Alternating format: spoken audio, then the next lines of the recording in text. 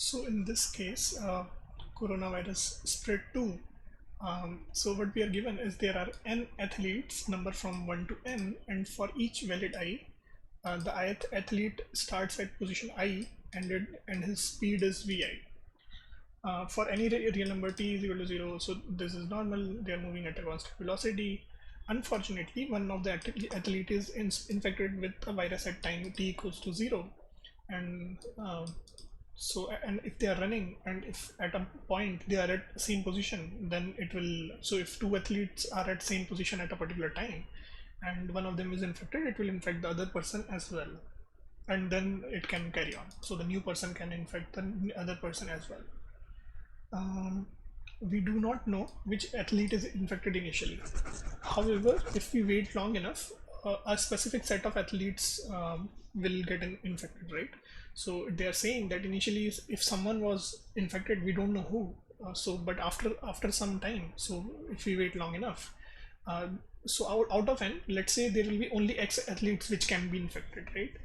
So it might be the case that one athlete is running very fast, and so suppose there were two athletes. One case is that, so suppose there are two athletes in, and so we will draw a diagram for that. However, if we wait long enough, a specific set of okay, let me just explain. So suppose there were two athletes, one and then two.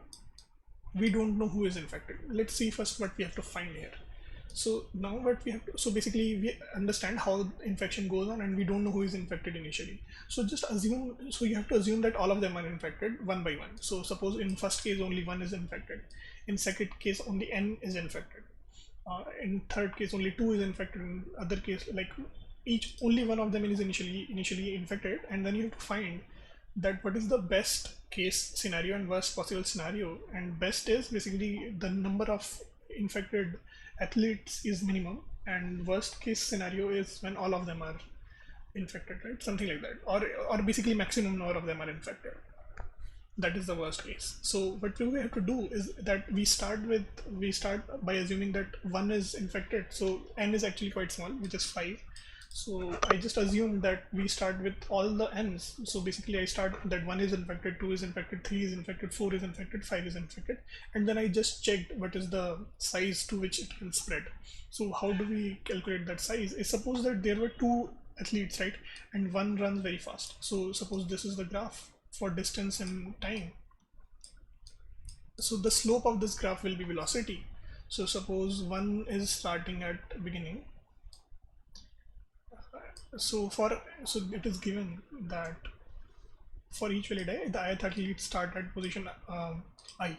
So if we start with one based indexing, the first athlete will start at 1 and second will start at 2. So suppose 1 is infected, so 1 moves like this and 2 can move either like this or either like this, like the velocity is very less, or basically something like this, right? So horizontal will be 0 velocity, something like that, parallel or less. So this case it will intersect.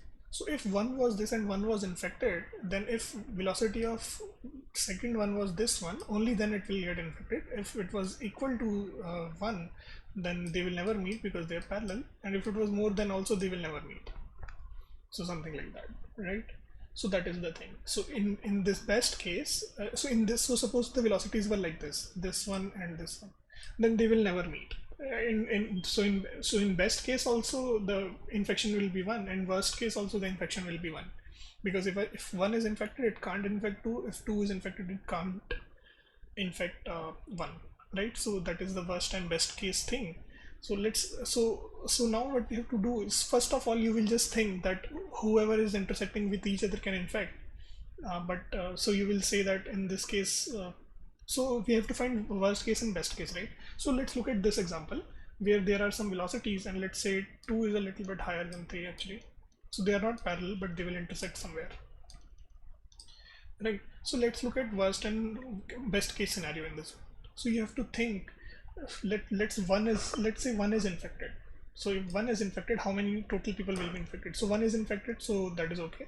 It intersects with 2 as well, so 2 will also be infected, and it intersects with 3 as well. So if one is infected, all 3 will be infected. Now let's look at 2. So if 2 is infected, it will meet with 1, and it will infect 1 as well, and it is actually meeting 3 as well somewhere because they are not parallel, so 2 will also infect 3. But suppose 3 is infected now. Oh wait, let's say 3 is also infected, and then 3, when 3 is infected, it will meet 1, it will infect 1 as well, and it will infect 2 as well because they are meeting a little bit later. So in this case also 3, all 3 will be. So what is the worst case? It is 3. What is the best case? It is 3 because all are 3. Now let me tweak this condition a little bit, where 1 is same, 3 is also same, but 2 is a little slower. So let's see, 2 is starting here. Now 3 and 2 will not match. Now assume like what happens when 1 is infected, 2 is infected, and 3 is infected. Although all of them are intersecting somewhere, so 2 and 3 are not infected, but 1 is intersecting with both of them, right? Or let me come up with some other thing. Yeah, so basically my point is, even if the intersection points are between all of them, it might happen that infection does not spread to all, and that's where the implementation of this question lies. So suppose 1 is infected, it will infect everyone because it is intersecting with 2 and 3 as well. So in this case it will be 3. So suppose 2 is infected now, it will meet 1 here at this time. So when 2 goes here, 1 is infected, and then when 1 meets with 3, it infects that as well. So now it is 3. Right, but suppose if 3 is infected, then what happens? So the 3 meets 1, it infects 1, but it can never infect 2 because after 1 is infected, 1 is infected at this point, and after that it does not meet 2, right? So that's why in this case only 2 people will be infected. So what is the worst case? Worst case is 3. What is the best case? Best case is 2. So this is the only thing which you need to take care of. So that can I intersect after getting infected, right? So first intuition might be that everyone who intersects can infect the other person, but that is not the case. You have to think that when that person got infected. So that's it. Otherwise it's a simple DFS. Otherwise it's a simple DFS. So how do you say 2 elements are connected if they are intersecting? So if you think about this case, that you can say that these 2 lines will intersect, right? Something like this, but you have to make sure that they intersect in positive time. So something like that. Only then, or I mean, like it is implementation dependent. For example, you can say the time when the intersect was negative, and then you have to handle it. So you can handle it anyway. So something like that, and only change which will happen is in the adjacency matrix. So we are just doing a DFS, and in the adjacency matrix, I am storing the intersection time. And while doing DFS, I am checking. So when you go to next node, you just check if it is visited or not, right? But here I am also checking if that node I will be visiting after the current time.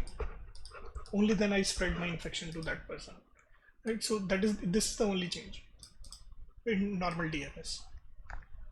And whenever I am just visiting any node, I'm incrementing the answer by spread size of that. So I'm calling my DFS as spread size, that how much can someone spread, and I'm checking that spread size for everyone. So for example, I'm going from I to n, from 0 to n, and I'm checking spread size for every one of them, and I'm storing that in an array, and I'm finding min and max in that array, and that's it. So the trick here is that you don't have to do DFS every time you can do, but you have to check if intersection time is more than current time, right? So for example, in this case, so all the 1 and 2 are intersecting. You have to check that intersection time of 1 and 2 is after when it got the infection. So something like that, right? And time is being so how I'm passing time is basically this, when actually I started DFS at a particular node to a particular node I. So that is the implementation here. So the only case which you need to take care of this one, that the intersection which happened before infection are not spreading the infection. So that's it for this problem.